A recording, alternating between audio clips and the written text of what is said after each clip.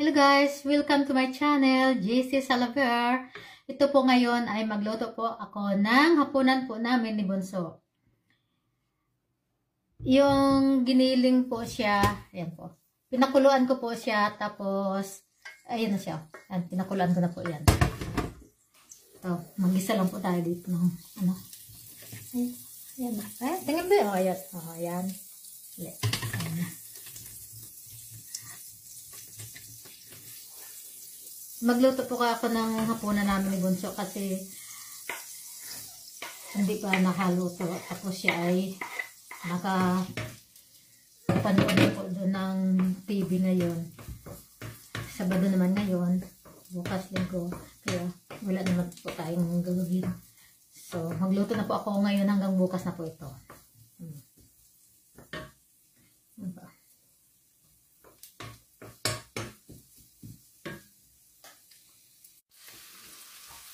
Yan po siya. Gisa lang po natin muna yan. Tapos ilagayin natin ang pinakuluan na giniling. Ground beef po yan. Yan o. Diba?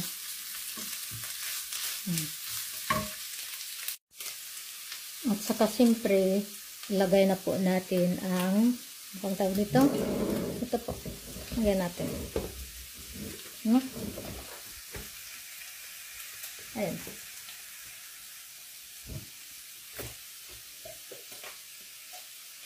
Yung oyster sauce. Tapos yung pepper.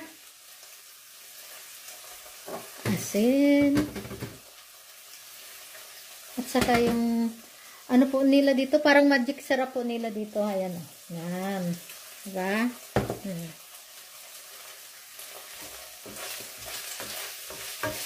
Yan. Tapos, yan, ilagay na po natin ito. Ang gulay. Ito. Ayan po. Gulay. Ayan. Simple lang po yung pagluto namin, pero nakakabusog naman po siya. Diba? Ayan.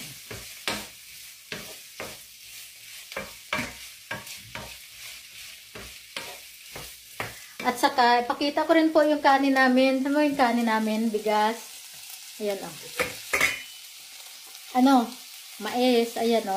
Sinaing ko po yan na mais. Ayan o. Sinaing ko po yan na mais. Ayan.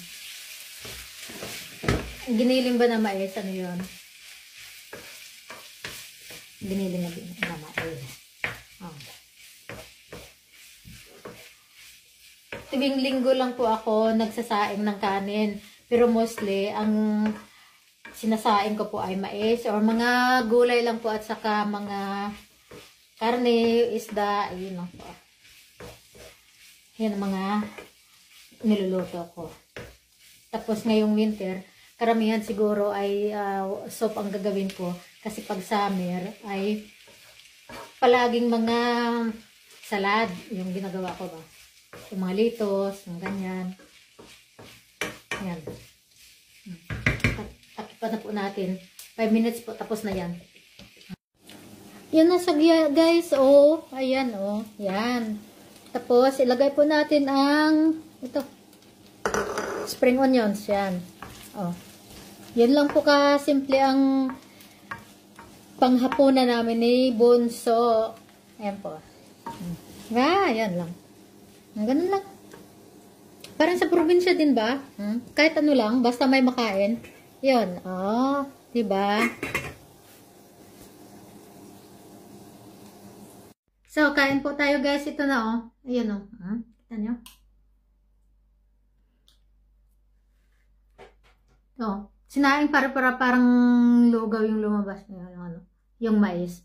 Kasi siyempre yung ano natin. Minute.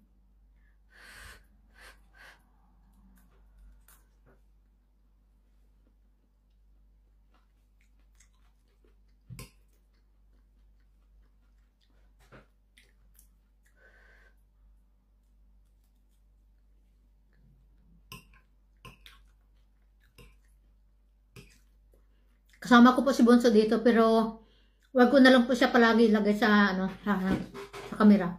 Ako lang po. Pero nandito siya. Kasama ko palagi.